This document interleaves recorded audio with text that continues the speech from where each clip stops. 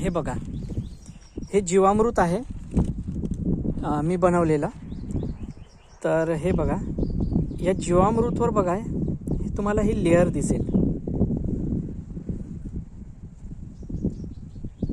हे बघा, ही लेअर जी दिसते, सचान सरांचे जर तुम्ही व्हिडिओ बघितले असेल तर तुम्हाला त्यांनी दाखवलेले आहे की हे डेड मायक्रोब्स आहेत. म्हणजे हे जीवामृत बनवून झालेलं आहे आणि बनल्यानंतर हे आता जर आपण यूज नाही केलं तर हे आता पूर्णपणे याचा इफेक्ट कमी होतोय आता. म्हणजे हे जे मायक्रोब्स आहेत, हे जे जीवाणू आहे यामध्ये, हे मरत आहेत. आणि हे जी लेअर फॉर्म झालेली आहे ही वरती हे जीवाणूची आहे मेलेल्या. हे बघू शकता तुम्ही. आपण जर याला 1-2 दिवस अजून ढवळलं नाही व्यवस्थित तर हे लेअर खूप थिक होऊन जातात. हे बघू शकता. तर आता तुम्हाला मी सांगतोय की जीवामृत कसं. नमस्कार मित्रांनो, आज आपण जाणून घेऊया जीवामृत काय आहे, कसं बनवायचं, त्याचा वापर कसा करायचा आणि त्याचे फायदे काय आहेत. तर सर्वप्रथम आपण जीवामृतचे फायदे काय आहे ते जाणून घेऊया. मित्रांनो, जैविक शेतीमध्ये जीवामृतचे फायदे काय आहेत ते आधी आपण जाणून घेऊया. कारण जर तुम्ही विषयुक्त शेती करत असाल, रासायनिक शेती, तर ते जीवामृत टाकून काही फायदा नाही. कारण तुम्ही जीवामृत टाकाल आणि त्यावर जर फवारणी कराल तर तुमच्या शेतात जे जीवाणू आहेत ते सगळे मरून जातील. त्यामुळे जर तुम्हाला जैविक शेती करायची असेल तरच तुम्ही ते जीवामृतचा उपयोग करा. आणि तो कसा करायचा ते या व्हिडिओमध्ये मी तुम्हाला सांगणार आहे. तर व्हिडिओ पूर्ण बघा. जीवामृतचे फायदे काय आहेत. आता तुम्ही जे पण पीक शेतामध्ये घेतात त्या पिकाला अन्न आणि पाण्याची गरज असते. जसं माणसाला अन्नाची गरज असते, आपल्याला जसं व्हिटॅमिन, प्रोटीन्स या सगळ्या गोष्टीची गरज असते, त्याचप्रमाणे झाडांना पण जे आहे, आपल्या पिकांना त्या प्रत्येक गोष्टीची गरज असते. त्यांना पण जे आहेत NPK जे आपण म्हणतो, नायट्रोजनची गरज असते, ऑक्सिजनची गरज असते, पोटॅशियम, त्यानंतर कार्बन पण गरज असते, कार्बनची पण गरज असते आपल्या शेतामध्ये पिकांना. अजून काही जे लागत असतील ते या जीवामृतमध्ये जे जीवाणू असतात ते प्रत्येक जीवाणू हे सगळं काम करतात. म्हणजे जे पण आपल्याला उपयुक्त आहे आपल्या पिकांना ते सगळे हे जीवाणू त्यांना पोहोचवण्याचं काम आपल्या शेतामध्ये करतात. ते कसं करतात, काय करतात, हा विषय वेगळा आहे. कारण या निसर्गाने जे बनवलेले आहेत, जे जीवाणू बनवलेले आहेत, जसं आपण म्हणतो की जे गांडूळ आहेत ते कसं जमिनीच्या खाली जातं, वर येते, खाली जातं, ते माती खाते, शेण खाते आणि ते त्याची विष्ठा बाहेर काढते आणि ते एक खताप्रमाणे ते आपल्या पिकांना देते. अशा प्रकारे असंख्य जीवाणू ते जमिनीखाली शेती करत असतात. प्रत्येक कीटक म्हणा, प्रत्येक जीवाणू म्हणा, त्यांचा एक वेगळा रोल आहे आपल्या शेतामध्ये. तो एक वेगळा विषय होऊन जाईल. तर जीवामृतचे हे फायदे म्हणजे हेच आहे की आपल्या शेतामध्ये ते जे पण आपल्याला बेनिफिशियल मायक्रोब्स आहेत ते सगळं या जीवामृतमुळे आपल्याला मिळतात. आणि जे पिकांवर कीड येतात वेगवेगळी, आपल्याला जे बाहेरून फवारणी करावी लागते, जे आपल्याला बाहेरून खतं द्यावं लागते, त्याची आपल्याला गरज पडत नाही. तर हे त्याचे फायदे झालेत. आपल्याला कीड लागत नाही, कोणती फवारणी करायची गरज पडत नाही आणि आपलं जे झाड आहे ते नॅचरली खूप चांगल्या प्रकारे ग्रो करतं. आता हे झाले फायदे. आता वापर कसा करायचा.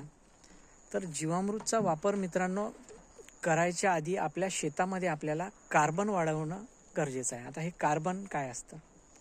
आपल्या शेतात, आपल्या जमिनीमध्ये कार्बन खूप महत्त्वाचा घटक आहे. हे कार्बन जे आहे ह्या जीवाणूचं खाद्य आहे. त्यामुळे जर आपल्या शेतामध्ये कार्बन नसेल तर हे जीवाणू मरून जातील. आणि जर तुम्ही झाडाच्या भोवताल हे जर जीवामृत टाकलं तर ते कार्बनची कमतरता असल्यामुळे ते आपल्या झाडांचे जे मुळं आहेत ते खाऊन ते झाड वाळवून टाकतात. इतकं पॉवरफुल हे जीवामृत असते जे मी सांगणार आहे.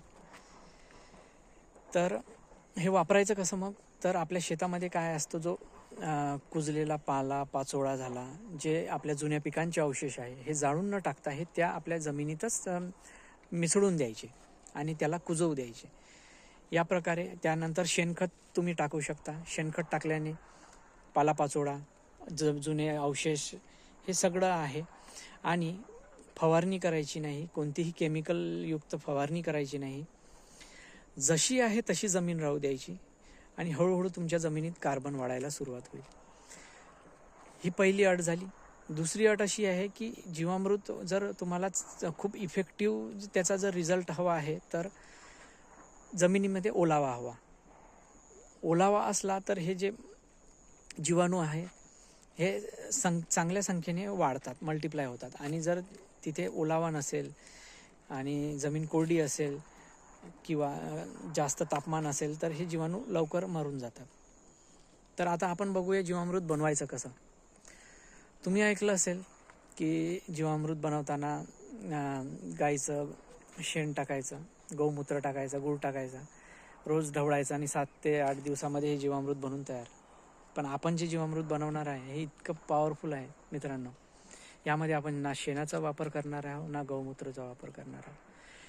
शेणखत आणि गौमूत्र हे वाईट नाही आहे, तुम्ही त्याचा शेतामध्ये वापर करू शकता. पण जीवामृत जे मी सांगणार आहे ते वेगळ्या पद्धतीचं आहे.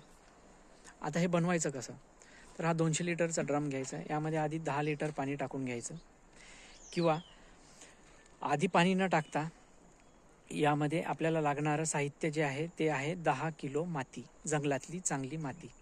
आता ही माती घ्यायची असेल तर तुम्हाला चांगलं घनदाट जंगल बघायचं, त्याच्या आत जायचं, एक झाड बघायचं ज्या झाडाखाली पालापाचोळा सगळा कुजलेला आहे. त्या पालापाचोळा बाजू केल्यावर भुसभुशीत अशी माती घ्यायची, माती खोदायची नाही. भुसभुशीत अशी माती जी हाताने निघेल अशी 10 किलो माती घ्यायची. 10 किलो माती घ्यायची, या ड्रममध्ये टाकायची. त्यानंतर 10 लिटर पाणी टाकून चांगली ढवळून घ्यायची, मिक्स करून घ्यायची. आणि 28 किलो साखर किंवा गूळ घ्यायचा, जे तुम्हाला स्वस्त पडेल ते. एकतर 28 किलो साखर घ्या किंवा 28 किलो गूळ घ्या किंवा दोन्ही अर्धा अर्धा घ्या. 14 किलो जे तुम्हाला लागेल, जे तुम्हाला स्वस्त पडेल ते. मी गूळ वापरतो, जो गाय खाते तो गूळ वापरतो. तर 10 किलो माती जंगलातली आणि 28 किलो गूळ घ्यायचा आणि हा ड्रम पूर्ण भरून घ्यायचा. थोडा अर्धा फूट ड्रम खाली ठेवायचा, म्हणजे यामध्ये ऑक्सिजन चांगल्या प्रकारे राहील. आणि याला रोज ढवळत राहायचं. 2 ते 3 मिनिट चांगलं काठीच्या साहाय्याने ढवळून घ्यायचं. आणि 30 ते 40 दिवसामध्ये हे तुमचं जीवामृत बनून तयार होईल. तर हे जीवामृत बनलं की नाही बनलं हे कसं कळेल, तर हे 30 ते 40 दिवसामध्ये तुम्हाला या जीवामृतचा तीक्ष्ण गंध यायला सुरुवात होईल. तुम्ही जसं हात टाकाल आणि हात टाकून जर याचा वास घ्याल तर असा तीक्ष्ण असा गंध येईल. आणि तो गंध 3 ते 4 दिवस तुमचा हात साबणीने धुतल्यानंतरही जाणार नाही. असं हे जीवामृत बनून तयार होईल तुमचं. तर मित्रांनो, तुम्ही एकदा बनवून बघा हे जीवामृत आणि मला कमेंटमध्ये सांगा की याचा खरंच तुम्हाला फायदा झाला की नाही झाला. पुढच्या व्हिडिओमध्ये मी तुम्हाला याचा फायदा लाईव्ह दाखवेल. धन्यवाद.